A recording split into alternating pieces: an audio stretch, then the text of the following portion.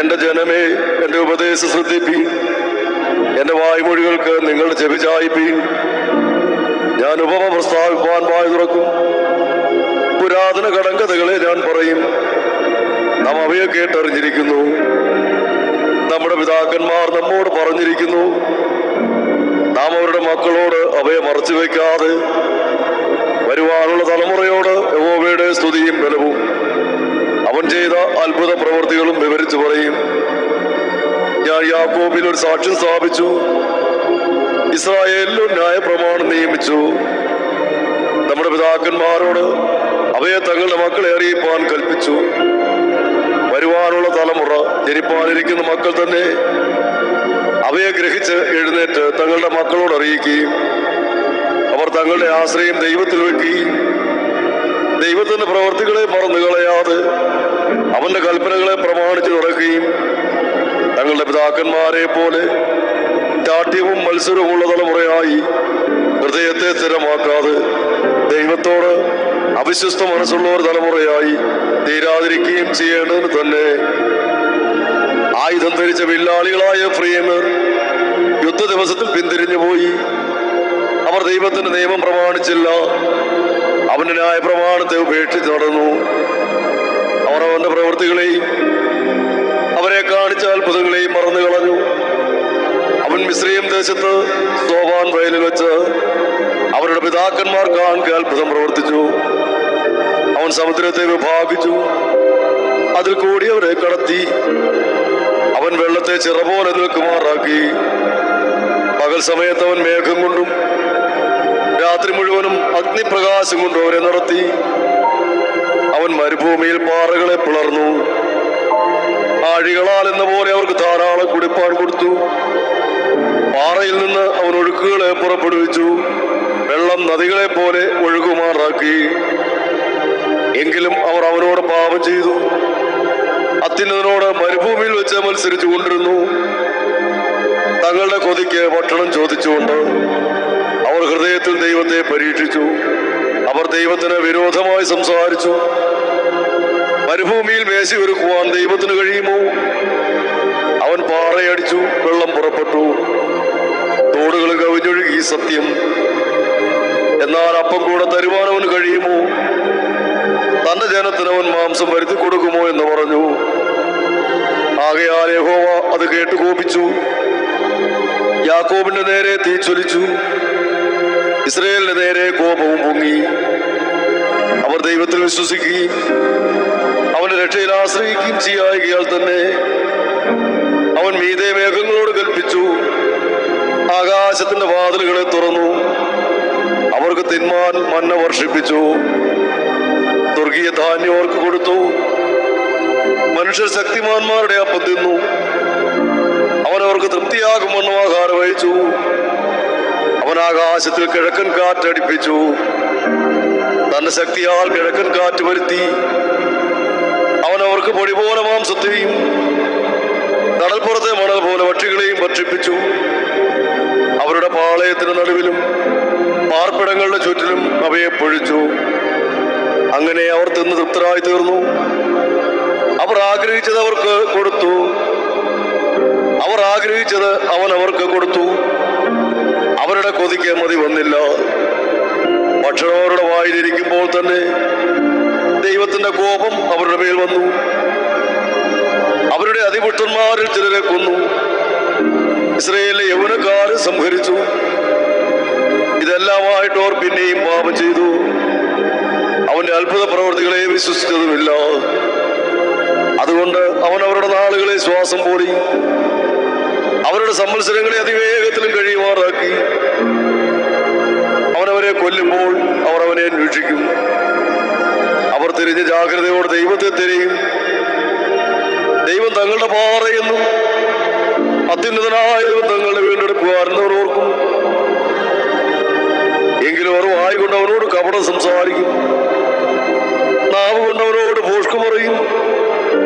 അവരുടെ ഹൃദയം അവങ്കിൽ സ്ഥിരമായിരുന്നില്ല. അവന്റെ നിയമത്തോട് അവർ വിശ്വസ്തത കാണിച്ചതുമില്ല. എങ്കിലും അവൻ കരുണയുള്ളവനാകൊണ്ട് അവരെ നശിപ്പിക്കാതെ അവരുടെ അകൃത്യം ക്ഷമിച്ചു. തന്റെ ക്രോധത്തെ മുഴുവനും ചലിപ്പിക്കാതെ തന്റെ കോപത്തെ പലപ്പോഴും അടക്കിക്കളഞ്ഞു. അവർ ജഡമത്രയെന്നും മടങ്ങി വരാതെ കടന്നു പോകുന്ന കാറ്റെന്നും അവൻ ഓർത്തു. മരുഭൂമിയിൽ അവർ എത്ര പ്രാവശ്യം അവനോട് മത്സരിച്ചു. പ്രദേശത്ത് എത്ര പ്രാവശ്യം അവനെ ദുഃഖിപ്പിച്ചു. അവർ പിന്നെയും പിന്നെയും ദൈവത്തെ പരീക്ഷിച്ചു. ഇസ്രായേലിന്റെ പരിശുദ്ധനെ മുഷിപ്പിച്ചു. ഇസ്രായേലിന്റെ അടയാളങ്ങളെയും ദോവാൻ വയലിൽ അത്ഭുതങ്ങളെയും ചെയ്ത അവന്റെ കൈയും അവൻ ശത്രുവിൻ വശത്തു നിന്നും അവരെ വിടുവിച്ച ദിവസവും അവർ ഓർത്തില്ല. അവൻ അവരുടെ നദികളെയും തോടുകളെയും അവർക്ക് കുടിപ്പാൻ വഹിയാതെ വണ്ണം രക്തമാക്കി തീർത്തു. അവൻ അവരുടെ ഇടയിൽ ഈച്ചയെ അയച്ചു. അവരെ അരിച്ചു കളഞ്ഞു. അവളെയും അയച്ചു. അവർക്ക് നാശം ചെയ്തു. അവരുടെ വിളയെ അവൻ തുള്ളനും അവരുടെ പ്രയത്നം വെട്ടുക്കിളിക്കും കൊടുത്തു. അവൻ അവരുടെ മുന്തിരിവള്ളികളെ കൽമഴ കൊണ്ടും അവരുടെ കാട്ടത്തി വൃക്ഷങ്ങളെ ആലിപ്പഴം കൊണ്ടും നശിപ്പിച്ചു. അവൻ അവരുടെ കന്നുകാലികളെ കൽമഴയ്ക്കും അവരുടെ ആട്ടിൻകൂട്ടുകളെ ഇടുത്തീക്ക് ഏൽപ്പിച്ചു. അവൻ അവരുടെ ഇടയിൽ തന്റെ കോപാഗ്നിയും ക്രോധവും രോക്ഷവും കട്ടവും അയച്ചു. അനർത്ഥദൂതന്മാരുടെ ഒരു ഗണത്തെ തന്നെ അവൻ തന്റെ കോപത്തിന് ഒരു പാത ഒരുക്കി. അവരുടെ പ്രാണനെ മരണത്തിൽ നിന്ന് വിടുവിക്കാതെ അവരുടെ ജീവനെ മഹാമാരിക്ക് ഏൽപ്പിച്ചു കളഞ്ഞു. അവൻ മിസ്രയീമിലെ എല്ലാ കടിഞ്ഞൂലിനെയും കൂടാരങ്ങളിലുള്ളവരുടെ വീര്യത്തിന്റെ പ്രഥമ ഫലത്തെയും സംഹരിച്ചു. എന്നാൽ തന്റെ ജനത്തെ അവൻ നാടുകളെ പോലെ പുറപ്പെടുവിച്ചു. മരുഭൂമിയിൽ ആട്ടിൻകൂട്ടത്തെ പോലെ അവരെ നടത്തി. അവനവരെ നിർഭയമായി നടത്തുകയാൽ അവർക്ക് പേടിയുണ്ടായില്ല. അവരുടെ ശത്രുക്കളെ സമുദ്രം മൂടിക്കളഞ്ഞു. അവനവരെ തന്റെ വിശുദ്ധ ദേശത്തിലേക്കും തന്റെ വലങ്കൈ സമ്പാദിച്ച ഈ പർവ്വതത്തിലേക്കും കൊണ്ടുവന്നു. അവരുടെ മുമ്പിൽ നിന്ന് അവൻ ജാതികളെ നീക്കിക്കളഞ്ഞു. ചരട് കൊണ്ട് അളന്ന് അവർക്ക് അവകാശം പകുത്തു കൊടുത്തു. ഇസ്രായേലിന്റെ ഗോത്രങ്ങളെ അവരവരുടെ കൂടാരങ്ങളിൽ പാർപ്പിച്ചു. എങ്കിലും അവർ അത്യുന്നതനായ ദൈവത്തെ പരീക്ഷിച്ചു മത്സരിച്ചു. അവന്റെ സാക്ഷ്യങ്ങളെ പ്രമാണിച്ചതുമില്ല. അവർ തങ്ങളുടെ പിതാക്കന്മാരെ പോലെ പിന്തിരിഞ്ഞ് ദ്രോഹം ചെയ്തു. വഞ്ചനയുള്ള വില്ല് പോലെ അവർ മാറിക്കളഞ്ഞു. അവർ തങ്ങളുടെ പൂജാഗിരികളെ കൊണ്ട് അവനെ കോപിപ്പിച്ചു. വിഗ്രഹങ്ങളെ കൊണ്ട് അവനെ തീഷ്ണത ജനിപ്പിച്ചു. ദൈവം കേട്ട് ക്രോധിച്ചു. ഇസ്രായേലിനെ ഏറ്റവും വെറുത്തു. ആകയാൽ അവൻ ശീലോവിലെ തിരുനിവാസവും താൻ മനുഷ്യരുടെ ഇടയിൽ അടിച്ചിരുന്ന കൂടാരവും ഉപേക്ഷിച്ചു. തന്റെ ബലത്തെ പ്രവാസത്തിലും തന്റെ മഹത്വത്തെ ശത്രുവിന്റെ കയ്യിലും ഏൽപ്പിച്ചു കൊടുത്തു. അവൻ തന്റെ അവകാശത്തോട് കോപിച്ചു. തന്റെ ജനത്തിനെ വാളിന് വിട്ടുകൊടുത്തു. അവരുടെ യൗവനക്കാർ തീക്കിരയായി തീർന്നു. അവരുടെ കന്യകമാർക്ക് വിവാഹഗീതം ഉണ്ടായതുമില്ല. അവരുടെ പുരോഹിതന്മാർ വാൾ കൊണ്ട് വീണു.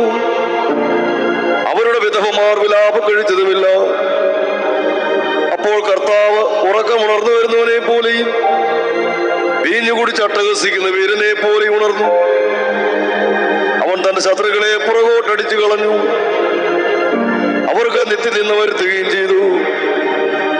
എന്നാൽ അവൻ യോസേഫിന്റെ കൂടാരത്തെ ത്യജിച്ചു. എഫ്രൈം ഗോത്രത്തെ തിരഞ്ഞെടുത്തതുമില്ല.